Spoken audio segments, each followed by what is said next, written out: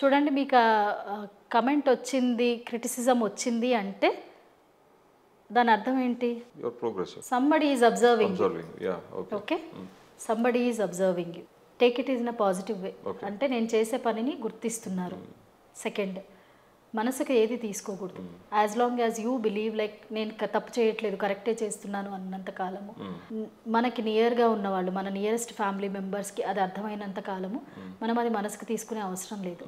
ఎందుకు అంటే ఎవరో పనిలేని వాళ్ళు పెట్టిన ఒక చిన్న కామెంట్, ఒక పాస్ చేసిన చిన్న సెంటెన్స్ని మనం జీవితంలోకి తీసుకొని వాళ్ళు యూజ్ చేసిన ఒక 2-3 సెకండ్స్ ఆ కమెంట్ చేయడానికి వాళ్ళు యూజ్ చేసి ఉండొచ్చు. ఓకే, మనము 2-3 ఇయర్స్ దాని గురించి బాధపడిపోయి మొత్తం డీమోటివేట్ అయిపోయి అప్సెట్ చేసుకొని ఇక్కడ ఎవరిని మనం సాటిస్ఫై చేస్తున్నట్టు? అనవసరంగా ఎవరో తెలియని వాళ్ళని లేదా అన్ఇంపార్టెంట్ పీపుల్ని మనం సాటిస్ఫై చేస్తున్నాం. Rather you just embarrass them. Vulnerability మీరు అది ఎంబారస్ చేయండి. ఎలా అంటే when you become success, when you ignore చేయడం స్టార్ట్ చేస్తారు కదా, of course it is very difficult. మీరు ఎప్పుడైతే ఇగ్నోర్ చేయడం మొదలు పెడతారో 2 times చేస్తారు, 3 times చేస్తారు, and there will be some day where like all this will feel like, అంటే మీరు ఇప్పుడు ఫేమస్ అవుతున్నట్టే, మీరు సక్సెస్ఫుల్గా ముందుకు వెళ్తున్నట్టే ఇలాంటివి వస్తున్నాయి అంటే. మిమ్మల్ని ఒక 100 మంది క్రిటిసైజ్ చేశారనుకోండి, 1000 మంది అప్రిషియేట్ చేసే వాళ్ళు ఉన్నారు. Okay, why don't you look at that side? అటువైపు చూడండి. అండ్ ఆల్వేస్ మనం చేసేది కరెక్టా తప్ప, ప్రోగ్రెస్ చేస్తున్నామా లేదా అనేది ఎవరు చెప్పక్కర్లేదు, మనకు తెలుస్తుంది, మన మనసుకి తెలుసు. సో మనం ఏ రోజైతే ఇవన్నీ మనసుకి తీసుకోకుండా ముందుకు వెళ్ళగలుగుతామో, అంత స్ట్రాంగ్ అవుతామో, ఆ రోజు ఇవన్నీ ఏమీ ఎఫెక్ట్ చేయవు. సో మన సెల్ఫ్ ఎస్టీమ్ చాలా స్ట్రాంగ్గా బిల్డ్ చేసుకోవాలి. అండ్ నేను ఇందాక చెప్పాను కదా, మనము చూడండి, మనం ఇప్పుడు ఎవరు మనల్ని క్రిటిసైజ్ చేస్తారు, మనం ఆ లెవెల్లో ఉన్నప్పుడు. సో ఫర్ ఎగ్జాంపుల్ ఒక లెవెల్ ఆఫ్ పీపుల్ తోటి మనం ఉన్నప్పుడు మనల్ని క్రిటిసైజ్ చేయడానికి, మనల్ని టచ్ చేయడానికి ట్రై చేస్తారు. అంటే touch in the sense like ఆ క్రిటిసిజం తోటి, నెగటివ్ కమెంట్స్ తోటి. బట్ వెన్ యూ గ్రో, వాళ్ళ లెవెల్ ఇక్కడ ఉంది, మీరు ఇక్కడ ఉన్నారు. Can't they, I mean can they touch you? They cannot, they are down. And believe me, వాళ్ళు డేర్ కూడా చేయరు మిమ్మల్ని కమెంట్ చేయడానికి. So increase your level. No, instead of concentrating here, మీ లెవెల్ పెంచుకోండి కదా. You give self education, improve your knowledge, improve your skill set. Okay, the day they come to know that you are growing and you are not at their level, వాళ్ళకి అసలు ఆ ధైర్యం కూడా సరిపోదు. మీరు వాళ్ళ లెవెల్లో ఫంక్షన్ చేయట్లేదు అని తెలిసిన రోజు, అఫ్ కోర్స్ ఒకవేళ వీళ్ళు నెగిటివ్ కమెంట్ చేయాలని ట్రై చేసినా, చుట్టూ ఎవరైతే ఉన్నారో ఏం కాదు, తను చాలా బాగా చేస్తుంది, తను చాలా బాగా గ్రో అవుతుందని వాళ్ళే చూసుకుంటారు, మనం చేయక్కర్లేదు. సో మనం ఈ లెవెల్లో యాక్ట్ చేసినంత కాలమే ఇది ఉంటుంది.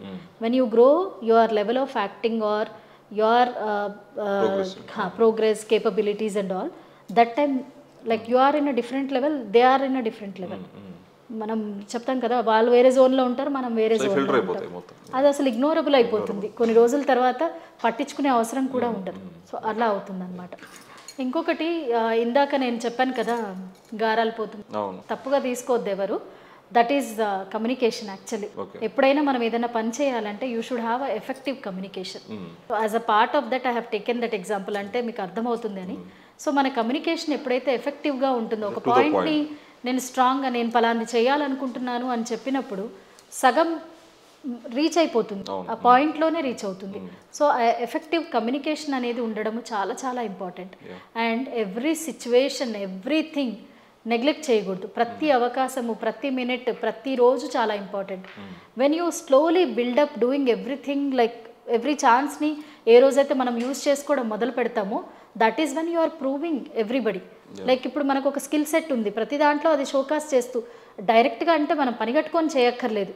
ఓకే, సే ఫర్ ఎగ్జాంపుల్ ఇందాక ఇల్లు సర్దుకోవడం అని చెప్పాను, వాళ్ళకి మంచి టేస్ట్ ఉంటుంది, they create some art work or they do చాలా ఆర్టిస్టిక్గా డిజైన్ చేసుకుంటారు. That is a kind of skill. So అక్కడ మనం ప్రూవ్ చేసుకుంటున్నాం కదా, మన కోసమే మనం సర్దుకుంటున్నాము. But then you are proving to somebody, right? ఆ స్కిల్ ఉండి చేయగలిగి కూడా మనం చేయలేకపోతున్నాము అంటే ఇల్లు నీట్గా పెట్టుకోలేదు.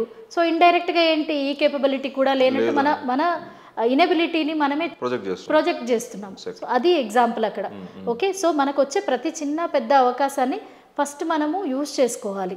అండ్ ఒక సర్టన్ స్టేజ్ వస్తేనే, ఒక పెద్ద స్టేజ్ అరేంజ్ చేసి ఒక 10,000 మంది వస్తేనే నేను మాట్లాడతాను, అప్పుడే నేను ఎఫెక్టివ్గా మాట్లాడతాను అంటే it will not happen. You use the situation, you start talking now. 1-to-1 అయినా సరే Now communication you start effectively. Okay, when you start with small things, it will definitely lead to a big thing. Yeah so ఇప్పుడు చేయండి కదా.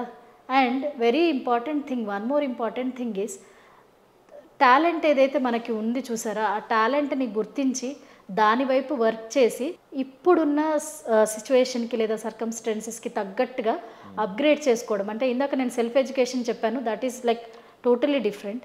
Skill improvement అంటే మనకున్న స్కిల్ని, మనకు ఒక skill ఉంది, దాన్ని ఇంకాస్త ఇంప్రూవ్ చేసుకొని ఇప్పుడు ఉన్నటువంటి సిచ్యువేషన్కి అనుగుణంగా ఎవరైతే ఆ స్కిల్ అప్గ్రేడేషన్ అనేది చేసుకుంటారో డెఫినెట్గా సక్సెస్ అవుతారు, one or the other way definitely. And when you are multitasker, multi skilled, నాకు ఈ స్కిల్ కాకపోతే ఇంకొకటి వర్క్ అవుతుంది.